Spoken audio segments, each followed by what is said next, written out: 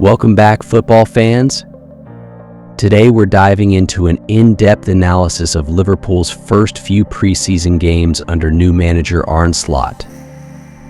While it's still early days and just a friendly match, this game offered us a fascinating glimpse into the tactical directions in which Slot is steering Liverpool. From build-up play and defensive formations to attacking strategies and standout performances, we've got it all covered. So sit back, relax, and let's jump right in. Coming up, we will discuss how Slot uses a recognized pivot in his midfield, the similarities of his game to Jurgen Klopp's, the different ways his team builds up, the transitional approach in his game, how high he keeps his backline, the defense, and its versions. We will talk about his false two-striker approach and the speed at which he plays his 4-2-4 system, some players and positions that are key to his system, and the few weaknesses we have spotted so far. Will it work? Will it be enough to challenge the top four or win the league? Arne Slot has been very impressive in his preseason tour so far. I think they will be challengers for the title again this season. From his first presser, Slot mentioned the similarities between his style and Klopp's Liverpool.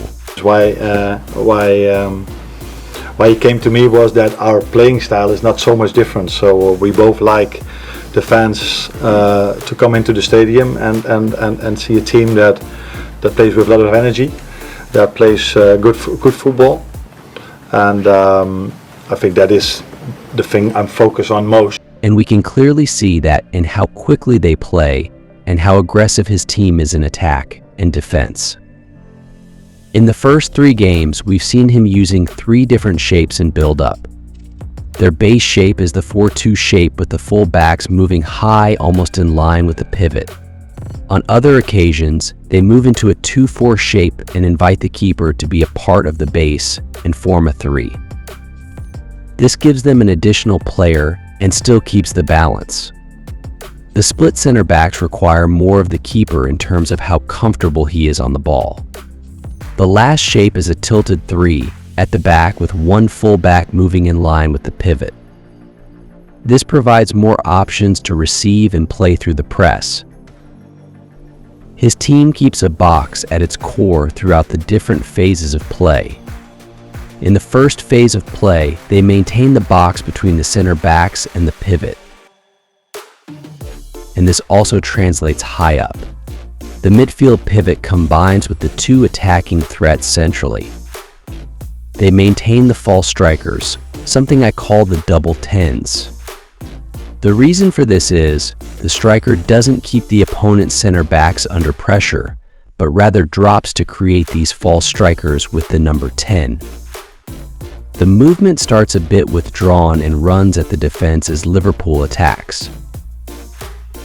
The wingers are very important in his Liverpool. They are a major threat in the 4-2-4 shape. The pace and the width provide space for the false strikers. They are usually the highest players of Liverpool in attack. This keeps opponent full backs under pressure and draws the back line deep to create a space behind the opponent's defensive midfielders and in front of the center backs for the false 10s to run into. Fabio has shown a lot this preseason. He comes into the tour after a good second half at Hull. Whether his future lies with Liverpool or not, time will tell. For a breather, let's get into some players and crucial positions. Elliott has been fantastic throughout the preseason. In the 3 games Liverpool have played, he played the chief creator role. He has been hovering just around the box and breaking attacks with some amazing passes for the Liverpool breakthroughs. Last season, he was driving the attack in the final games, but was doing so by moving the ball quickly and running with the ball. This time around, he has the final decision. He is very good at finding space at the edge of the box. It will be interesting to see who he shares the role with. We haven't seen much of McAllister this season, and Dominic has played a deep lying playmaker and false 9. Connor Bradley has been very interesting in this sense. The positions he takes have varied greatly. He moves into midfield sometimes and runs off Sella. On the opposite end, Tsimikas has been part of a three-back-end build-up and running beyond the wingers and high in the attack. It will be interesting to see how Robertson and Trent will come in and how it will change. On defense, the press is back. The Klopp 1.0 press is back. There is a 3-3 tilt press from Liverpool. It is a little shifted depending on where the opponent progresses from.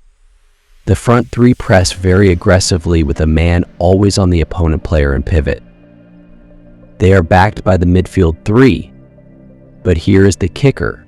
The left winger drops deeper, while the attacking midfielder latches to the defensive midfield. Elliott was doing the Firmino job. They are aggressive and suffocate opponents. Slot's team keep a very high line. They compress the pitch and box their opponents in. They fall into a 4-1-4-1 or 4-4-2 mid-block when they retreat. They do this when their press is beat. There are two big weaknesses of this Slot side. The high line can be exploited through long balls over the top and wide. Havertz did it a couple of times in their game against Arsenal. The current Liverpool compresses the pitch into tight space. It makes it easier to run them over when the build-up breaks. They are prone to counterattacks because they commit a lot of players in attack.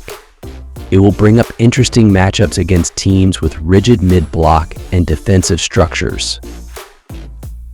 Arne Slot's intense fitness training and tactical adjustments have set Liverpool on the right path. As the regular season approaches, fans eagerly await how these tactics will translate into success on the pitch. With a solid foundation laid during pre-season, Liverpool aims to challenge for trophies once again. For one, he has definitely won the fans over. The big cry now is for the board to support him. The fans talk about the support not coming in. That's it for our analysis of Liverpool's pre-season games.